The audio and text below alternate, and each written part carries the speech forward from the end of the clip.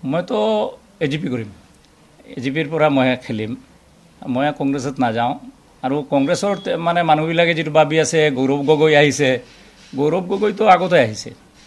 গৌৰৱ গগৈয়ে পঞ্চায়তৰ ৰিজাল্ট কি হৈছে? একো হোৱা নাই। আপোনালোক বোধহয় এটা জিলা পৰিষদ পাইছে গোটেই অসমৰ মাজত, আকৌ চবতো বিজেপি লৈ গ'ল। গতিকে মানুহৰ যিটো ধাৰণা, এই ধাৰণাটা ভুল, এই ধাৰণাটো পূৰা ভুল। গতিকে গৌৰৱ গগৈ খৰি খৰি কোনো লাভ নহ'ব। আমি নিজে বাচিব লাগিব। আমাৰ মানুহবিলাকক বচাব লাগিব। আমাৰ ৰাজনীতিৰ পৰিৱেশৰ লগত মিলি আমি চলিব লাগিব। অলৰেডি আলোচনা হৈছে। মইতো ইলেকশ্যনৰ 2-3 মাহ আগতে যোগদান কৰিম। বিজেপি নকৰোঁ। আমাৰ মুছলিম মানুহে মানে বিজেপিৰ চিম্বলটো দেখিলে মানে ভয় পাই যায় না বেয়া পায় কি যেন নাজানো, সেইকাৰণে বিজেপি আৰু নকৰোঁ। এতিয়া সংখ্যালঘু মানুহে এইটোৱেই কৰিব লাগে যে আমি চাওক, কৰিমগঞ্জত এইবাৰ MP আমি 2.5 লাখ মুছলিম মানুহ বেছি থকাৰ পিছতো আমি জিকাই দিছোঁ। এতিয়া আমাৰ যথেষ্ট ডেভেলপমেণ্ট হৈছে। CM ছাৰেও আজি মানে বৰাকবেলিৰ কোনো মানুহৰ এগেইনষ্টত যে কোনোবা বাংলাদেশী কোনোবা কোন আজি এদিনো কোৱা নাই। আৰু বৰাকবেলিৰ মানুহ আপোনালোকে জানে, মূলো এইটো অৰিজিনেল তাৰ পৰাই আছিলে, বৰাকবেলিতে আছিলে। এইটোতো এটা পাৰ্ট আছিলে, বাংলাদেশৰ কৰিমগঞ্জটো এটা পাৰ্টিয়ে আছিল চিলেটৰ। গতিকে আমাৰ মানুহখিনি অৰিজিনেল খিলঞ্জীয়া।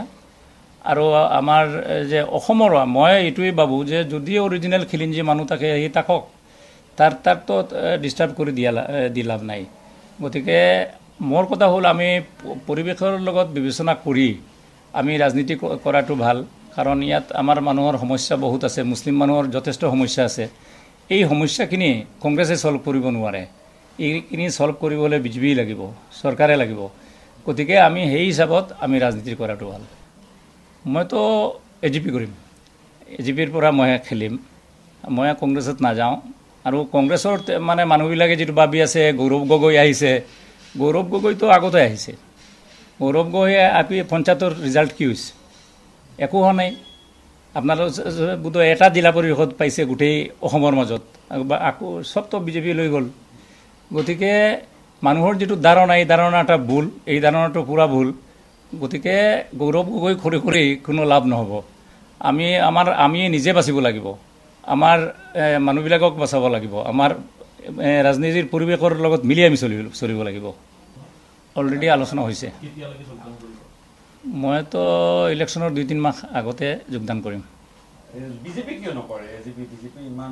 বিজেপি নকৰোঁ। আমাৰ মুছলিম মানুহে মানে বিজেপিৰ চিম্বলটো দেখিলে মানে ভয় পাই যায় না বেয়া পায় কি যেন নাজানো, সেইকাৰণে বিজেপি আৰু নকৰোঁ। এতিয়া সংখ্যালঘু মানুহে এইটোৱেই কৰিব লাগে যে আমি চাওক, কৰিমগঞ্জত এইবাৰ MP আমি 2.5 লাখ মুছলিম মানুহ বেছি থকাৰ পিছতো আমি জিকাই দিছোঁ। এতিয়া আমাৰ যথেষ্ট ডেভেলপমেণ্ট হৈছে।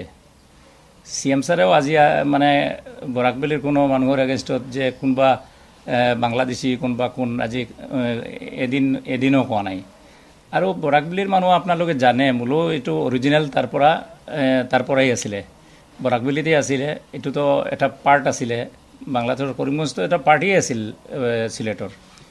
গতিকে আমাৰ মানুহখিনি অৰিজিনেল খিলঞ্জীয়া।